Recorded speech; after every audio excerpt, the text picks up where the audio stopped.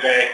We wanted to go through kind of at a high level all the projects that we've been working on over the past year and kind of update everybody on the status of our major SCIP initiatives. And when I say we, I'm referring to the entire public safety and communications community in Arizona, not just the PSIC office. Diving right into that, in the governance plane, on the expand and implement interoperable communications, there's a couple of areas. We've been working on governance for a number of years, but just to kind of highlight some of the key projects we've been working on. Obviously, our annual SCIP revision that we'll be presenting for approval later today. We've continued to work at a regional level to help advance regional governance. We have 6 new commissioners that have recently been appointed, and we are very grateful for that. And also our annual office plan update. That's a cycle that we do every year with our office plan that kind of lays out, the SCIP lays out the strategy for the state as a whole, both our office, state and local agencies, and where we're going to go from a strategic level to improve interoperable communication. The office plan is how the PSIC office itself will use its resources, our grants, our general fund budget, our staff, etc., and the priorities that we work on. Typically, the way we have this cycled out is that we first approve the SCIP, we set the broader strategic agenda, and then after the SCIP has been approved by the commission, our office then goes back and looks at, one, we have our new fiscal year budget, and then looks at the SCIP and lays out all of the projects that we're working on and what our priorities are. And so at our September meeting, we'll be presenting our office plan for your review. But we actually have kind of already started working on that since we're a little bit later in the cycle than we normally are when we approve the SCIP. Under Initiative 2, the Develop Regional Communications Governance Structures, this is a key one for us in terms of building the connections between agencies and formalizing governance, whether it is through multi-agency regional systems like the RWC, TRWC, CCWIN, or whether it is consolidated dispatch, those types of things. There's a lot of different governance organizations in the state, from the Fire Chiefs Association, the Statewide Mutual Aid Compact, the various regional systems, the Homeland Security regions. And so instead of layering on another element to that and trying to create our own regional systems, we kind of take advantage of those existing systems or existing governance structures and work within those as much as we can. A lot of our work over the past year, obviously the NACP Goal 2 assessments was a huge portion of our work over the past year, and then the after-action reporting and the compilation of results, etc. But one of the key elements that was observed in there was the need to have tactical interoperable communications plans, or TICPs, in every county in the state. Many counties, or some counties, already had them. Some were out of date and needed them to be updated. And so we've been working with almost every county in the region to develop the process to develop the TICPs and to formalize them in many cases. Towards the end of 2011, both Mojave and Cochise counties formally approved their TICPs. This last spring, the Arizona Central region updated their TICP. They had one since, I believe, 2007 or 2009. Went through an update process. Coconino County, La Paz, and Yuma have also, Coconino and La Paz, Coconino just approved their TICP. We started theirs back in January. Coconino recently finalized and approved their TICP. La Paz and Yuma in June had their final TICP workshop and are going through the approval process right now. And then upcoming, we currently have grant funding for Apache, Navajo, and Santa Cruz counties. So we're going to be working on those 3 counties kind of next in line through the remainder of this calendar year. And then there is also a grant application pending in the East Track So the directors here, I'll kind of put that in there to do a East rack-wide TIC-B. Pinal County, I believe, already has a TIC-B, but this kind of East rack-wide TIC-B to encompass Grand, Greenlee, Pinal County, kind of do all of that in one. So we're fast approaching all the counties in Arizona having a TIC-B. We've also been working on strategic planning. 2 years ago, we began what were called RICPs in Pinal County, and I'm failing on the other county right now. Those RICPs, or Regional Interoperable Communications Plans, have now been renamed to Strategic Communications Plans, STAMPs or SCPs. And we're working with the RWC and TRWC. They are in a development process to develop a strategic plan for those two major systems initially, but they're also receiving significant input from other players in Maricopa County, from DPS and other agencies that may not be members, but like Maricopa County, but that have the need to interoperate with those two. So that strategic planning effort is underway as we speak. Other key projects related to our CHASM program, and this really started in earnest with the NECP Goal 2 assessments. We got a significant amount of data from the agencies that participated in those events. All of that has been loaded into CHASM. We have about 361 agencies worth of information in CHASM right now, and that continues to grow. That is one of the key projects that Karen works on. We've also been sending out requests to agencies that did not participate in a Goal 2 event, but to get their information. And all agencies that are in the system, we're sending out requests for updates. Back in, when was it? In November of 2011, our office took over the role of primary administrative manager for CHASM from Jesse Cooper and Phoenix UASI.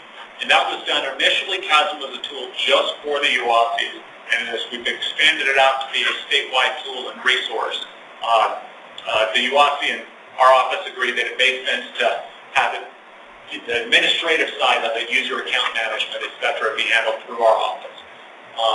And so we have been working with all of the agencies within CHASM and with other agencies to populate their data. We're now reaching out to all of the PSICs within the state to try and get more information in there and to keep that database or resource up to date.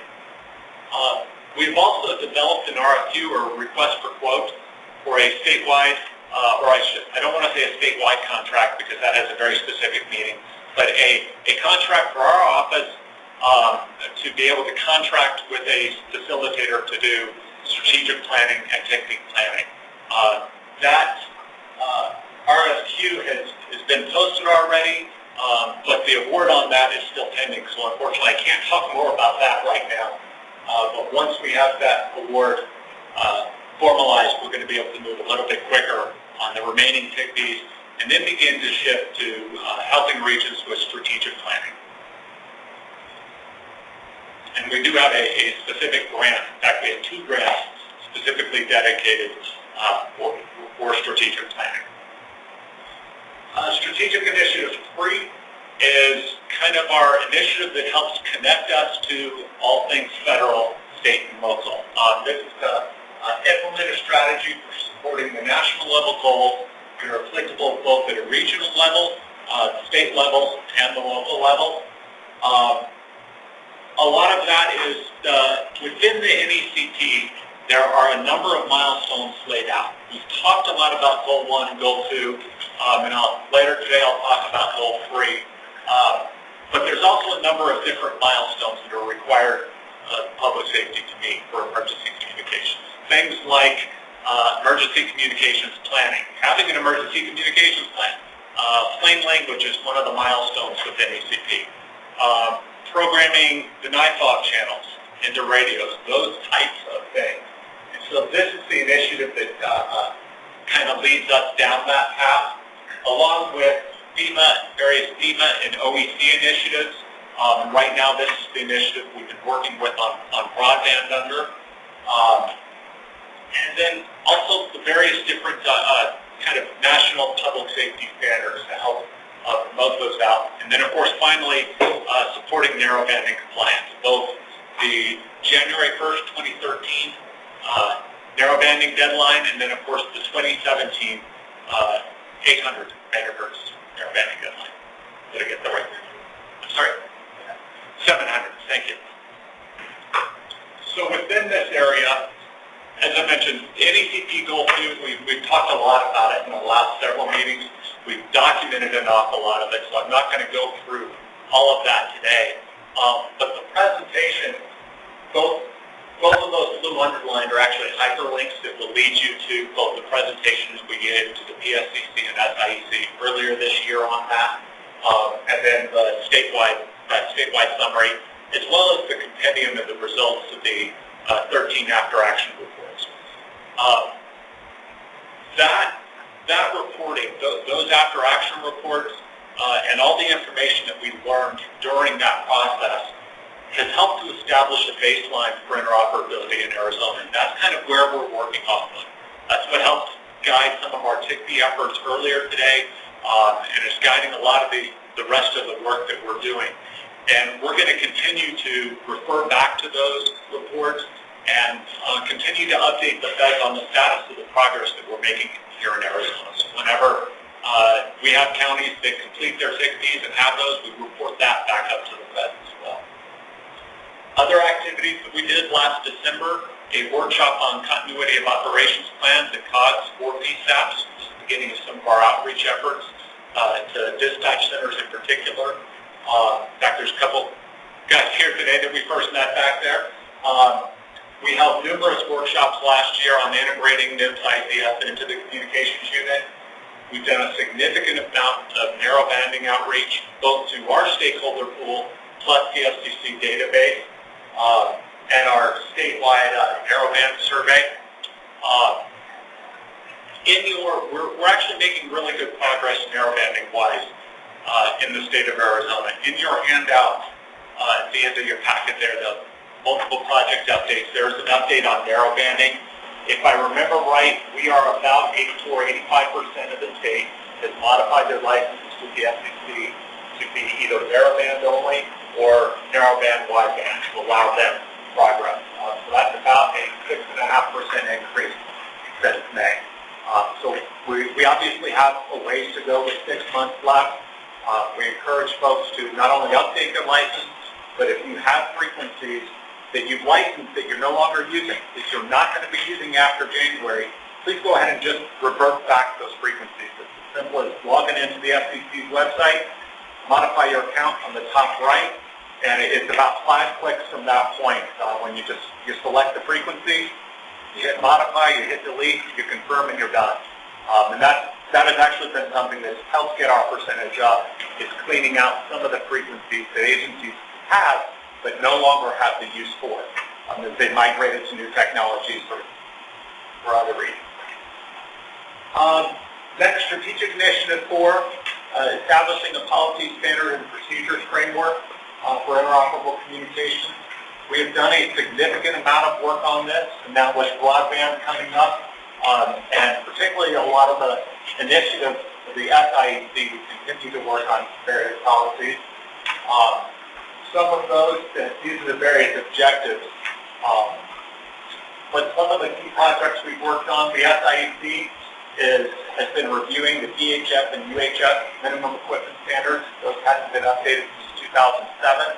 At their next meeting, they're going to be reviewing a proposal for a new set of equipment standards that will cover VHF, UHF, and 700, 800 megahertz equipment. The airspace plan has been recently updated to conform with all of the changes made with the interoperable channels plan. That we look at on an annual basis now to make sure that it's got current. Along with that, the AIRS MOU was recently updated, although that was something DPS did. I should note that you don't have to sign a new MOU.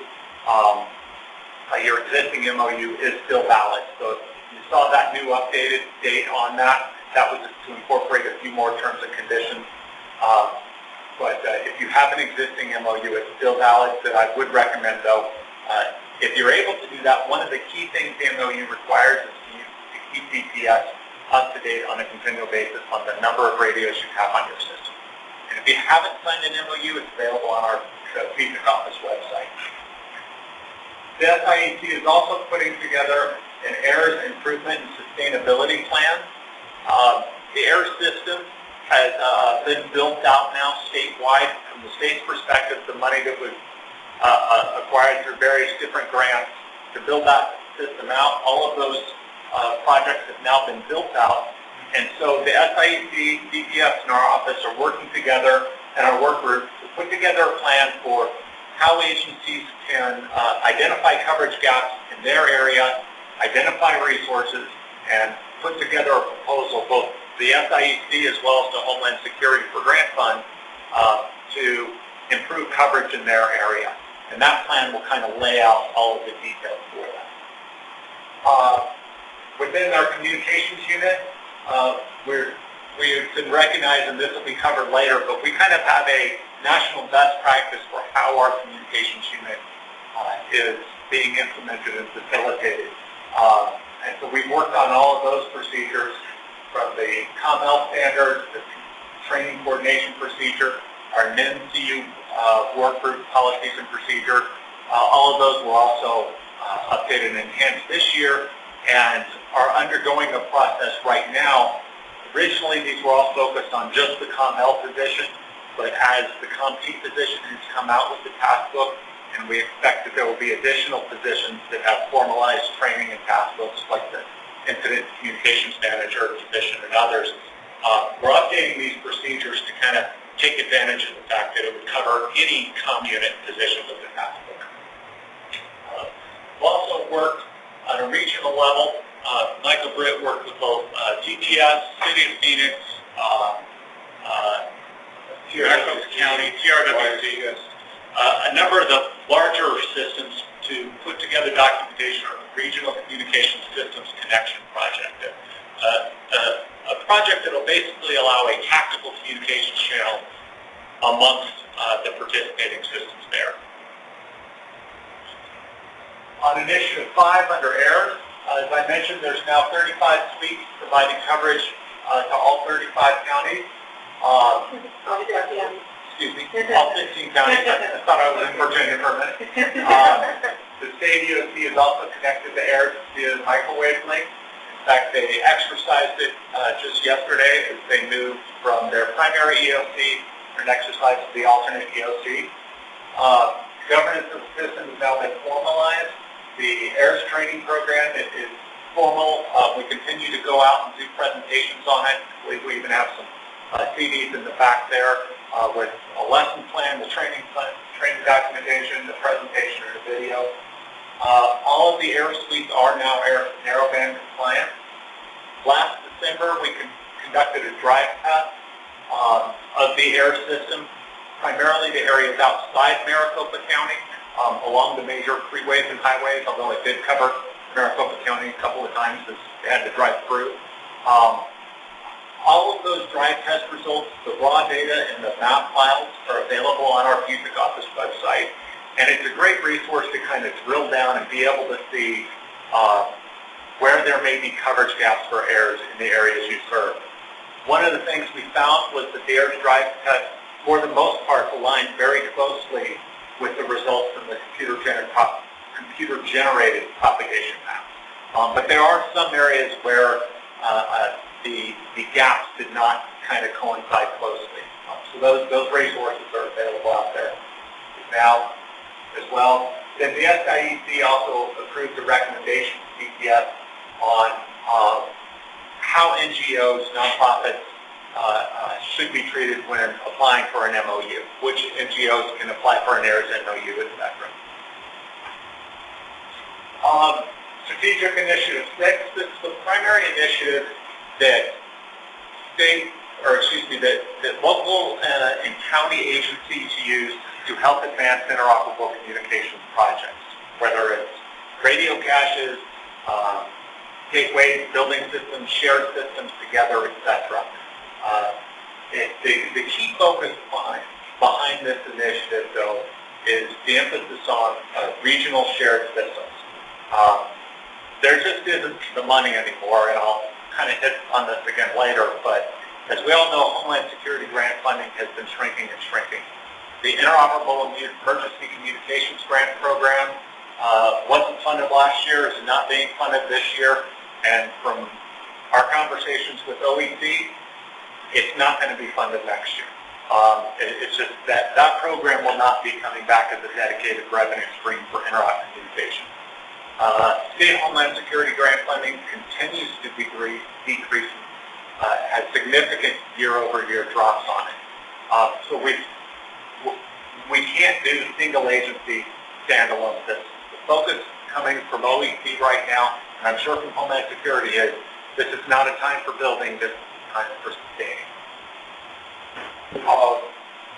So these initiatives here are all kind of designed to provide the guidance, the strategy, the grant funding connections for local county agencies to advance their projects.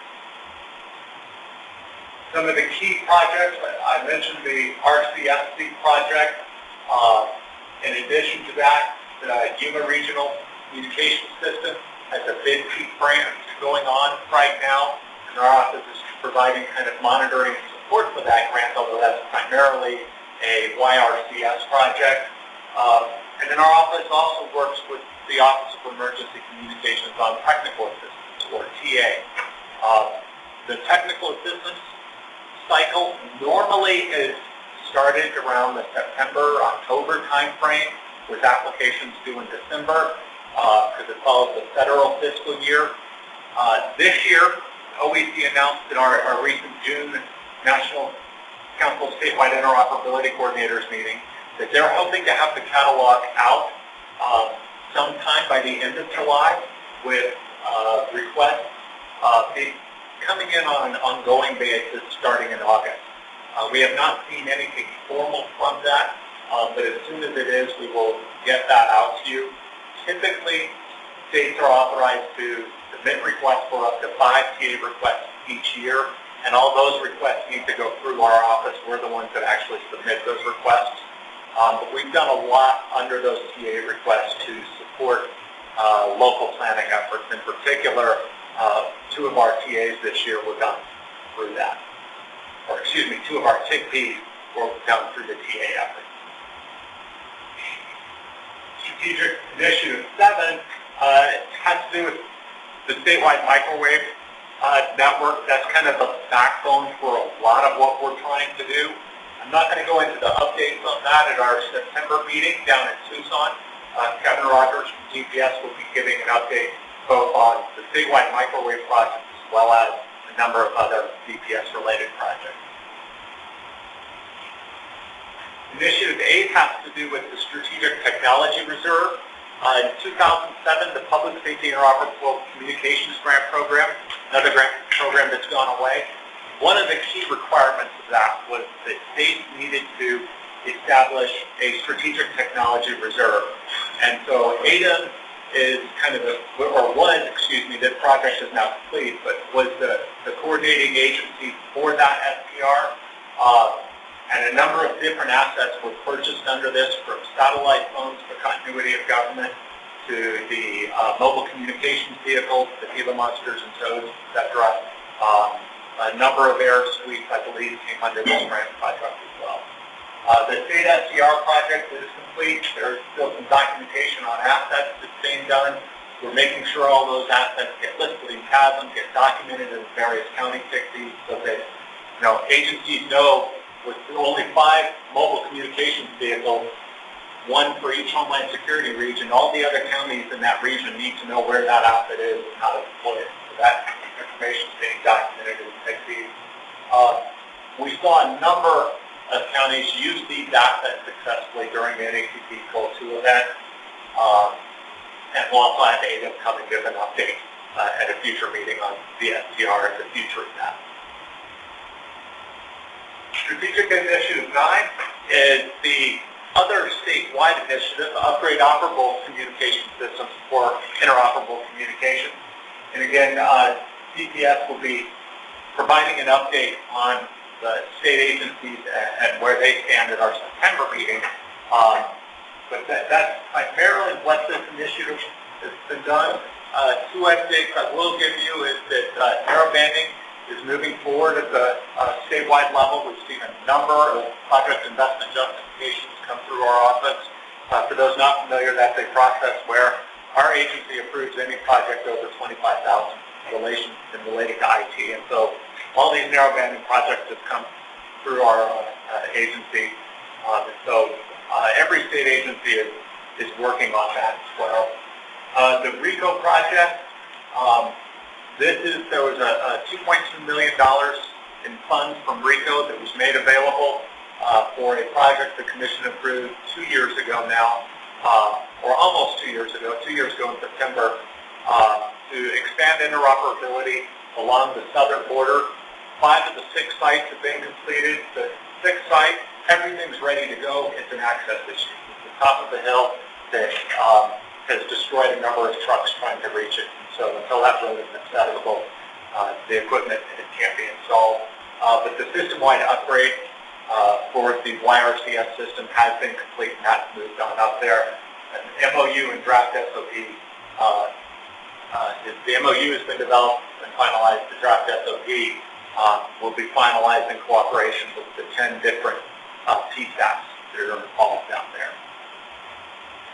And as I said, there'll be more updates on those in September.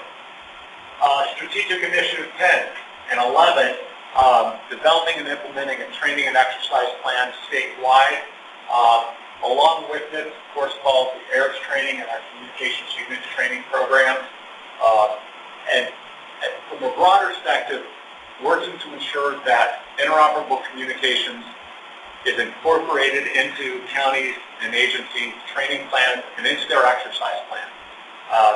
Yesterday, with the statewide exercise of relocation of the EOC, Susan from our office has been participating with ADEM and working closely with them, their communications team, and was really instrumental in kind of playing a role in helping to make sure that interop communications is focused on during all of these efforts. So it will be another statewide exercise. A major component of it is not until September, but as we continue to reach out, we're seeing a much better focus on incorporating communications into those efforts.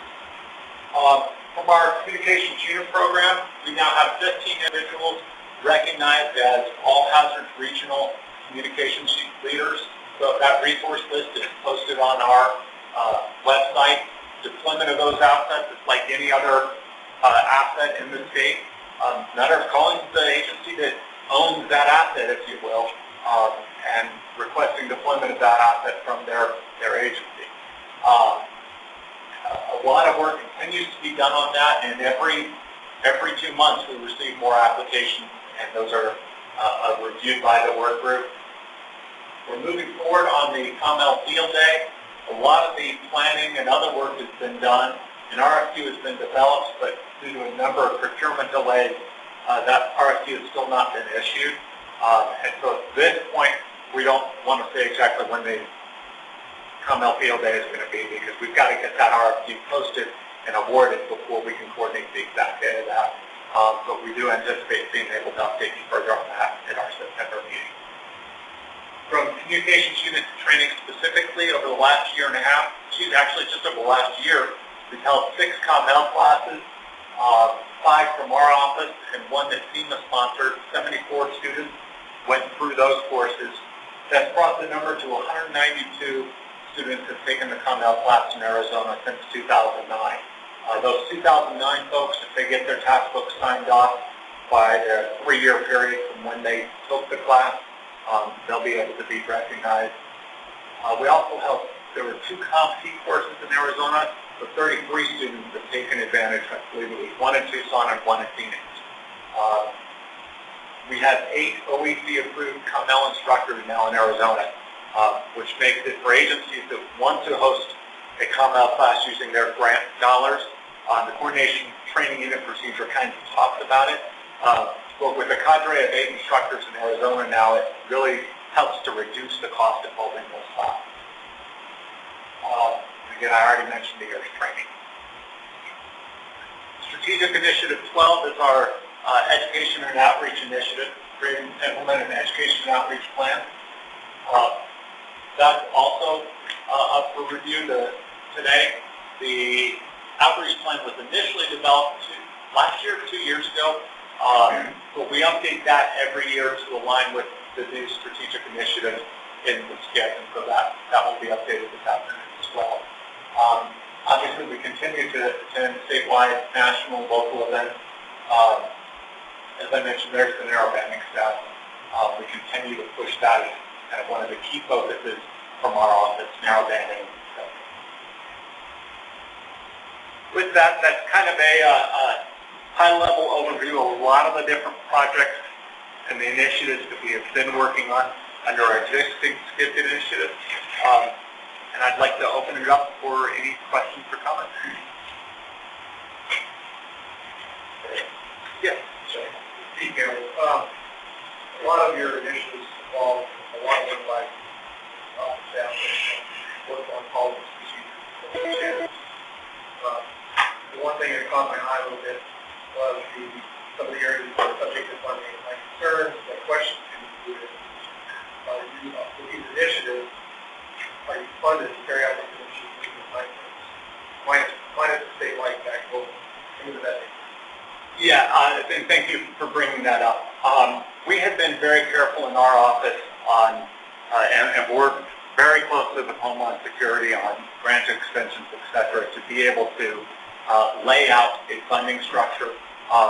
Fortunately, we took no hits this year in our general fund. In fact, got a very tiny slight increase in our general fund allocation this year. So we've been fortunate from that standpoint. We also have 2 years worth of grant funding for the projects that we have laid out right now under our office. So one of the big shifts is we initially had a number of grants that related to primarily governance and policy standards and procedures. The grants that we have right now are primarily communications training, the COMEL Field Day, COMEL and COMT class grants. And then we have a number of strategic planning grants, 2 that are kind of statewide strategic planning, training and exercise grants, as well as the North RAC and the South RAC MOU funds to our office for NECP Goal 2 gap closure. So for the activities that our office does, we're in an okay position right now for the next 2 years. And we're going to continue to move forward and work on that. And also work with counties, because a lot of the work is done at the regional, county, local level. Some of the other projects, the statewide microwave network in particular, objectives 2, 3, and 4 are all subject to funding.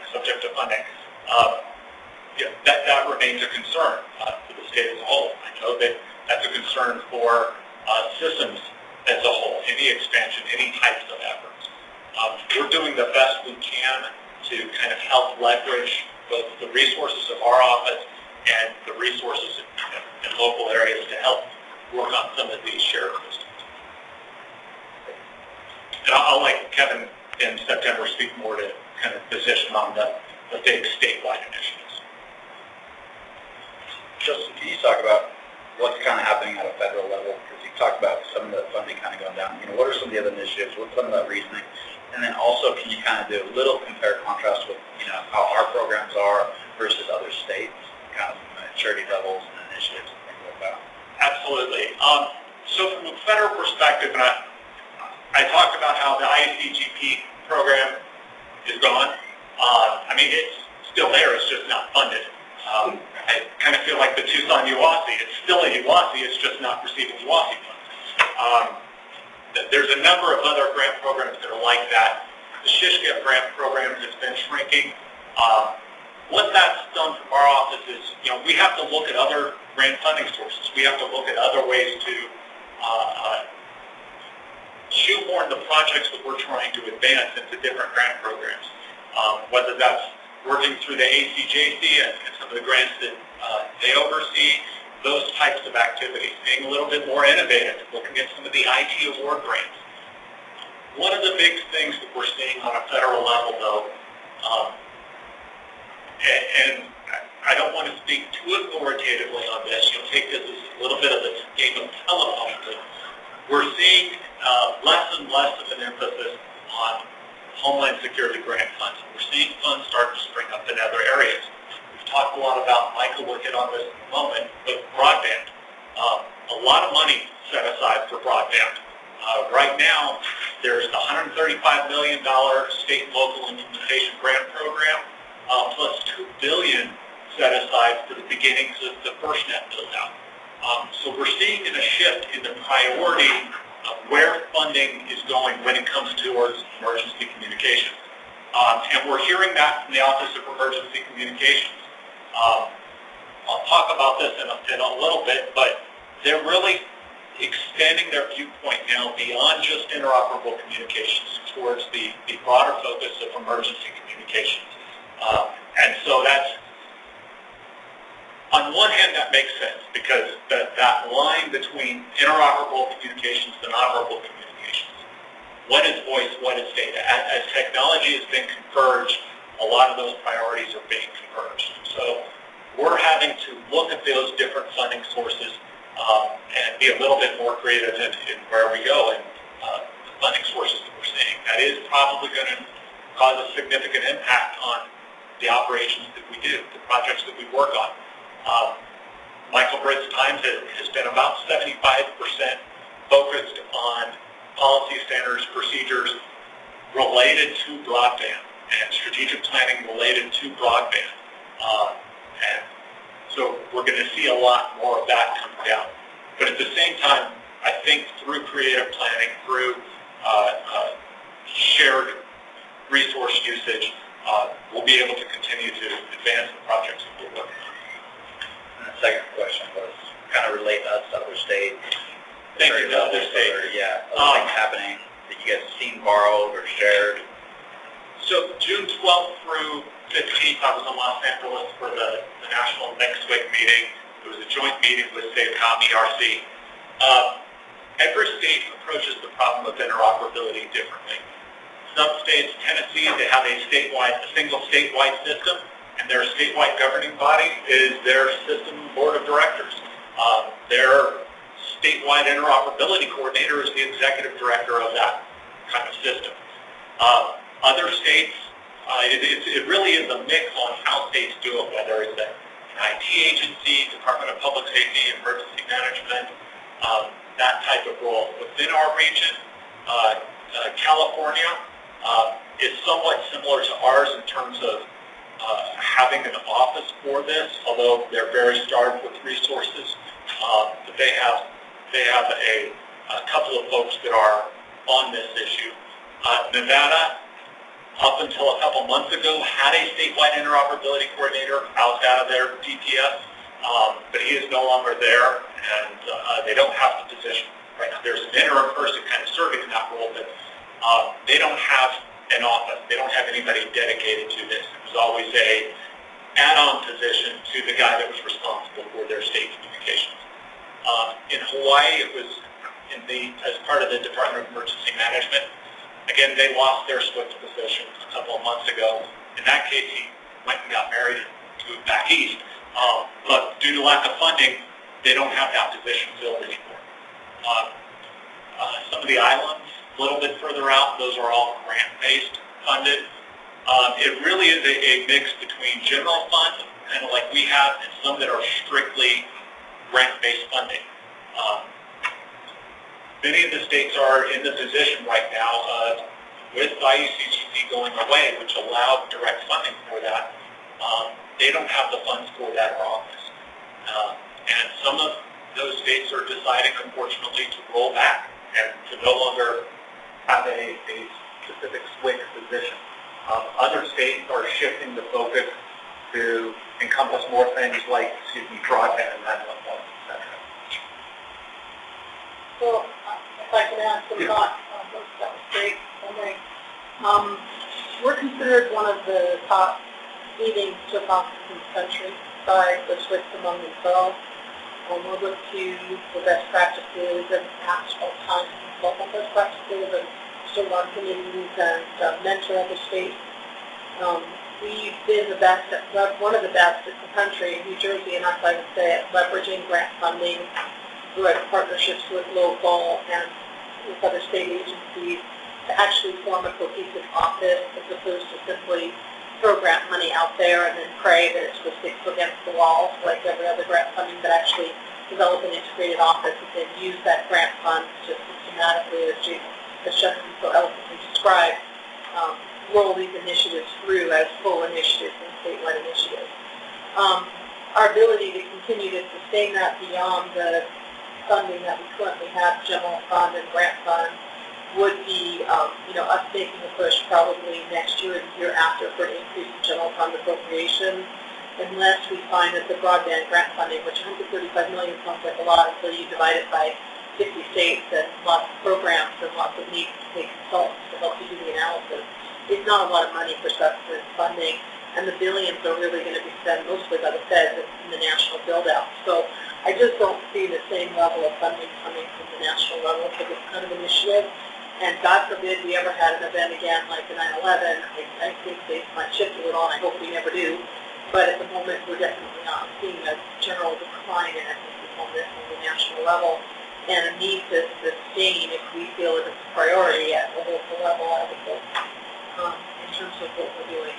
So, our COML program is definitely a national leader. We'll hear later on we're doing a good completion for others around the country to build out as a model for that program.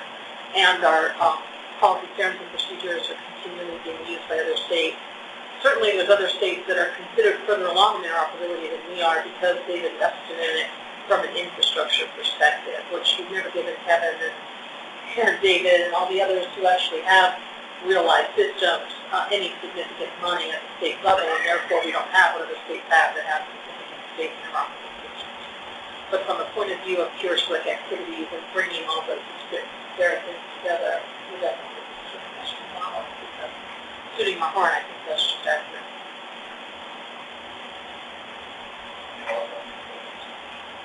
Any questions from the phone? Excellent. Thank you very much, Justin.